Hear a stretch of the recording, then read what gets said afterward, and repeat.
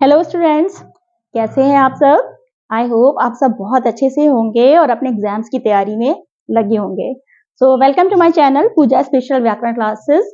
तो आज का टॉपिक है पद परिचय और पद परिचय में भी मैं आपको बहुत सारी एक्सरसाइजेस कराऊंगी क्योंकि पद परिचय एक बहुत ही इंपॉर्टेंट टॉपिक है। इस पर मेरी एक पहले से वीडियो बनी हुई है जिसमें मैंने पूरा डिटेल में एक एक चीज आपको पदों के बारे में बताई है, लेकिन मैं एक छोटा सा रिवीजन आपको बता रही हूँ। ये पद क्या होता है। पद वही है कि शब्द जब हम शब्दों का इस्तेमाल जब हम सेंटेंस में यानी वाक्य में करते हैं तब वो शब्द ही पद कहलाते हैं। ठीक है। अब पदों का जब हम व्याकरण की दृष्टि से परिचय देते हैं, मतलब पदों के बारे में बताते हैं कि ये संज्ञा पद है, सर्वनाम पद है, विशेषण है, क्रिया है, या जो भी पदों के बारे में हम पूरा डिटेल में जब हम बताते हैं उसके बारे में, तो वही परिचय जो है वो पद परिचय कहलाता है। ठीक है। तो डिटेल वीडियो आपको यदि पद परिचय के बारे में समझनी है तो उसका लिंक मैं डिस्क्रिप्शन बॉक्स में दे दूंगी, आप उसमें से अच्छे से समझ सकते हैं, समझ लीजिएगा। और इसके बारे में जितनी आपको संज्ञा, सर्वनाम, क्रिया विशेषण जितनी ज्यादा आपको नॉलेज होगी उतना ही आप अच्छे से ये परिचय दे पाएंगे। तो चलिए एक्सरसाइज करते हैं।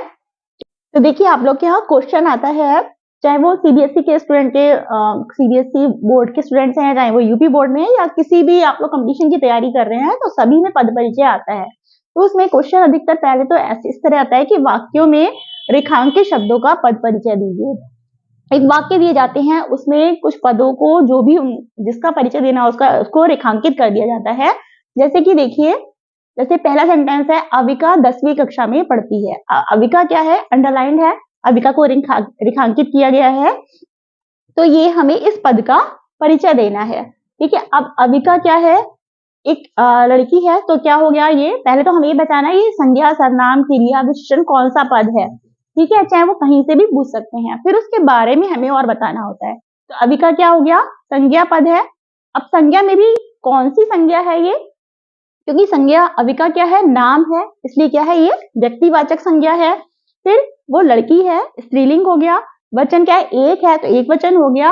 और अविका ही के बारे में बात कर रहे हैं, अविका पढ़ती है तो कर्ता कारक हो गया। तो जनरली हमें क्या क्या बताना होता है, पद परिचय देते समय पद का नाम, भेद उसका कौन सा है मतलब, और लिंग, वचन, कारक। और कभी कभी यदि ऐसा नहीं है किसी चीज में कारक वगैरह तो आप ना भी बताएं, तो जितना आपको परिचय देना है आप वो दे सकते हैं। ठीक है।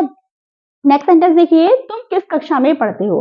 अब तुम क्या है, सर्वनाम है। सबसे पहले तो हम ये पहचानेंगे तुम क्या है, सर्वनाम है। अब कौन सा सर्वनाम है, पुरुषवाचक सर्वनाम है, पुल्लिंग है, एक वचन है और कर्ता कारक है। ठीक है। नेक्स्ट सेंटेंस देखिए, गाड़ी धीमी गति से चल रही थी। अब धीमी गति अंडरलाइन है, धीमी गति, गाड़ी कैसे चल रही थी, धीमी गति से। तो ये क्या हो गया, क्रिया विशेषण, क्योंकि क्रिया की विशेषता बताई जा रही है, तो ये पहले तो क्रिया विशेषण हो गया। अब हमें पूछा जा रहा है इसका भेद क्या है, क्रिया विशेषण आप नहीं, यदि आपको है आता है तो आप इसकी पहले की वीडियोस देख सकते हैं क्रिया विशेषण की पूरी। और ये किस तरह हमें बताया जा रहा है, तो यहाँ पर ये क्या है, रीतिवाचक क्रिया विशेषण। अब ये स्त्रीलिंग है ना, गाड़ी ये चल रही थी, एक वचन है और कर्ता कारक है। नेक्स्ट सेंटेंस देखिए, आज बगीचे में मनमोहक फूल खिले हैं। अब मनमोहक पे अंडरलाइन है। अब मनमोहक फूल खिले हैं या अच्छे फूल खिले, सुंदर फूल खिले हैं, तो ये क्या हो गया, विशेषण हो गया, फूलों की विशेषता बता रहे हैं, विशेषण है। अब कौन सा विशेषण है, गुणवाचक विशेषण है। ठीक है। और पुल्लिंग है, क्योंकि फूल के लिए पुल्लिंग यूज होता है। और बहुवचन है, बहुत सारे फूल हैं। और इसमें विशेषण जब बताते हैं तो हम बताते हैं विशेष्य कौन सा है। ठीक है। कारक मत बताइए, इसमें विशेष्य बताना होगा कि किसके बारे में बता रहे हैं, फूल के बारे में बता रहे हैं, तो फूल क्या है, विशेष्य है। ठीक है। यहाँ पर मैंने लिखा है फूल विशेष्य है। नेक्स्ट सेंटेंस देखिए, फिफ्थ है, वह किसका मकान है। अब हमें किसका अंडरलाइन किया हुआ है, तो किसका क्या हो गया, सर्वनाम। अब प्रश्न पूछ रहे हैं किसका है, तो ये कौन सा सर्वनाम है, प्रश्नवाचक सर्वनाम। और पुल्लिंग में है, एक वचन है, इसमें कारक नहीं है, तो इट्स ओके, कोई बात नहीं है कि आपको जितना इजीली समझ में आ जाए आप उतना ही दीजिए उसमें, है ना, इसमें जो होगा। नेक्स्ट सेंटेंस देखिए, सिक्स है, बाग में कुछ महिलाएं बैठी थी। अब बैठी थी का परिचय देना है। बैठी थी क्या है, बैठी थी क्रिया है भाई, तो क्रिया है, और कौन सी क्रिया है, कौन बैठा था, महिलाएं बैठी थी, तो कौन सी क्रिया हो गई, सकर्मक क्रिया हो गई। और स्त्रीलिंग है, महिलाएं हैं, बहुवचन है, बहुत सारी महिलाएं, बहुवचन हो गया, और ये कर्ता कारक हो गया। नेक्स्ट देखिए, शाबाश तुमने बहुत अच्छा कार्य किया। अब शाबाश अंडरलाइन है। शाबाश आपको पता है कि विस्मयादि बोधक है, और विस्मयादि बोधक जब होता है तो उसमें बस यही बताना होता है कि दुख वाला है या हर्ष वाला है या आश्चर्य वाला है। तो विस्मयादि बोधक, हर्ष बोधक, ये विस्मयादि बोधक शब्द है, ये पद है। नेक्स्ट देखिए, मोहन काली पतंग उड़ा रहा है। अब पतंग अंडरलाइन है। पतंग को हमें बताना है, पतंग क्या है? संज्ञा है। और संज्ञा कौन सी है? पतंग कोई भी हो सकती है, इसलिए किस तरह की संज्ञा हुई? जातिवाचक संज्ञा। ठीक है, तो ये जातिवाचक संज्ञा हो गई। और पतंग के लिए स्त्रीलिंग है और एक वचन है, और इसमें क्या है? हमारा कारक कौन सा है? पतंग के बारे में बात कर रहे हैं, ऑब्जेक्ट के बारे में बात कर रहे हैं, इसलिए ये कर्म कारक है। और यहाँ पर क्या है? पतंग काली है, तो काली इसमें विशेष्य भी है, तो हम काली विशेष्य भी लिख सकते हैं। जितना हमको समझ में आ रहा है हम उतना पद परिचय देंगे तो अच्छा रहेगा। ठीक है, नेक्स्ट देखिए, परिश्रम के बिना सफलता नहीं मिलती। अब के बिना पे अंडरलाइन है। अब के बिना में आप और क्या बता सकते हैं? के बिना आपने अव्यय या विकारी शब्द में पढ़ा होगा कि संबंध बोधक अव्यय होता है, उसमें के बिना, के साथ, के से अधिकतर चीजें शुरू होती हैं। तो के बिना लिखा है तो ये क्या हो गया? अव्यय है और संबंध बोधक अव्यय है, जिसे फोर्थ पोजीशन भी कहते हैं। ठीक है, तो यहाँ पर बस आप इतना ही परिचय दीजिए इसके बारे में, इतना काफी है ये। नेक्स्ट देखिए, 10th, उसने मेरी बातें ध्यानपूर्वक सुनी। ठीक है, अब ध्यानपूर्वक अंडरलाइन है। ध्यानपूर्वक में क्या है? ध्यानपूर्वक कैसे सुनी बातें?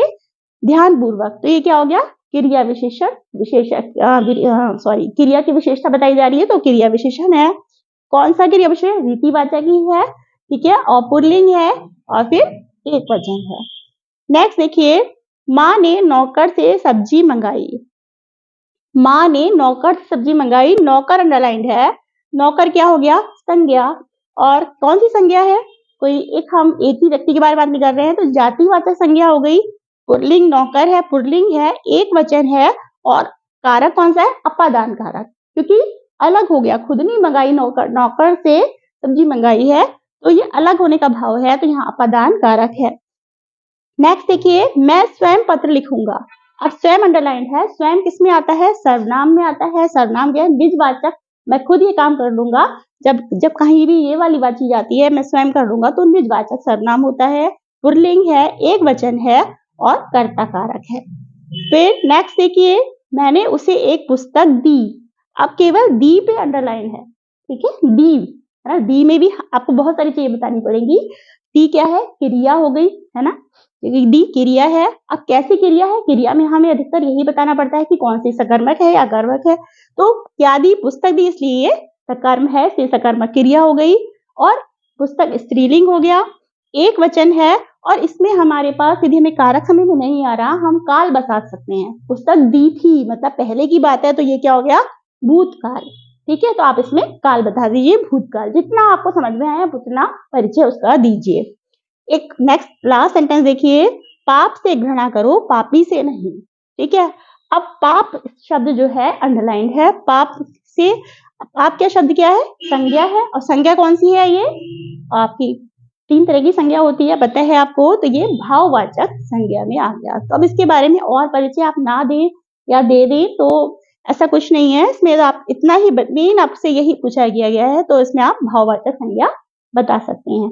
अभी एक 2-4 सेंटेंसेस मैं आपकी दूसरी तरह की जो एक्सरसाइज आती है उसके भी करा देती हूँ। तो चलिए एक दूसरी तरह की एक्सरसाइज देखते हैं, जो कि अक्सर आती है बहुविकल्पीय प्रश्न की, कि हमें सही विकल्प चुनना होता है। देखिए, रेखांकित पद के परिचय के संबंध में हमें सही विकल्प चुनना है। तो फर्स्ट है, देखिए, वह कौन है। अब कौन तो आपको देखते ही समझ में आ जाएगा कि प्रश्नवाचक है, सर्वनाम है और प्रश्नवाचक है। तो कोई भी ऑप्शन में जहां तक आपको प्रश्नवाचक सर्वनाम मिले तो आप वही आप टिक लगा दीजिए, वही आपका सही होगा। प्रश्नवाचक सर्वनाम तो एक ही जगह लिखा है इसमें, ये संबंधवाचक भी नहीं है, निजवाचक भी नहीं है, निश्चय। तो प्रश्नवाचक सर्वनाम और एक वचन ये दोनों ठीक है, इसलिए हमारा ये वाला ऑप्शन करेक्ट है। सेकंड है, मैं पुस्तक पढ़ूंगा। अब मैं पुस्तक पढ़ूंगा भविष्य काल है, और क्रिया है और क्या पढ़ूंगा? पुस्तक, तो सकर्मक क्रिया है। तो हमें ये पहले ही समझ में आ गया, तो ये तीन हमें जहां पे ये चीजें मिलेंगी वो हमारा ऑप्शन ठीक हो जाएगा। तो देखिए, सकर्मक क्रिया पहले ही मिल गया हमें। सकर्मक क्रिया सामान्य भविष्य काल है, उत्तम पुरुष है और पुल्लिंग है। तो यही सही हो गया। बाकी देखिए अकर्मक क्रिया तो हो ही नहीं सकता, सकर्मक क्रिया भूतकाल भी नहीं है ना, तो यहाँ पे ये सब गलत हो गया। थर्ड देखिए, रंग बिरंगे फूल देखकर मन प्रसन्न हो गया। अब रंग बिरंगे हमें देखना है, रंग बिरंगे का मतलब है हमारा विशेषण है और गुण बताया जा रहा है, तो गुणवाचक विशेषण है। और फूल बहुवचन, फूल बहुत सारे हैं, बहुवचन है और पुल्लिंग है, तो यहीं पे हमें मिल गया गुणवाचक विशेषण, बहुवचन और पुल्लिंग। ठीक है, और बात के में देखिए भाववाचक संज्ञा लिखा है तो ये हो ही नहीं सकता, स्त्रीलिंग लिखा है तो ये गलत ही है। फोर्थ देखिए, हम कल शहर जा रहे हैं, है ना, शहर। अब हमारा अंडरलाइन क्या है यहाँ पे, शहर। अब शहर क्या है, ये क्या हो गया, जातिवाचक संज्ञा हो गई, एक वचन हो गया, है ना, और पुल्लिंग है और कर्ता कारक है। ठीक है, नेक्स्ट देखिए लास्ट, मैं तेज चलता हूँ। अब चलता हूँ जो है हमारा अंडरलाइन है, अब चलता हूँ तो क्रिया है, सकर्मक क्रिया है या कर्मक, अब हम ये देखेंगे। ठीक है, तो चलता हूँ, अब इसमें कोई हमें वो तो दिया नहीं गया है कहाँ पर कैसे चलता हूँ, तो ये क्या होगी, अकर्मक क्रिया हो गई, तो सकर्मक तो हो ही नहीं सकती, अकर्मक क्रिया है, पुल्लिंग है क्योंकि मैं तेज चलता हूँ, एक वचन है और धातु क्या है इसमें, चल धातु है, तो हमें सेकंड वाला ऑप्शन हमारा ठीक हो गया। तो इस तरह से हम बहुविकल्पी में जल्दी से जल्दी और सही आंसर अपना चुन सकते हैं। तो ये थी ये दोनों तरह की एक्सरसाइजेज ही अधिकतर आती हैं आपके, चाहे कोई भी बोर्ड हो, ये इस तरह की एक्सरसाइज आपसे पूछी जाती हैं पद परिचय के बारे में। तो ये बहुत ही इंपॉर्टेंट एक्सरसाइजेस थी, जो यदि आपको अच्छी तरह समझ में आ गई हो तो वीडियो को लाइक कीजिए, शेयर कीजिए, सब्सक्राइब कीजिए। Thank you so much.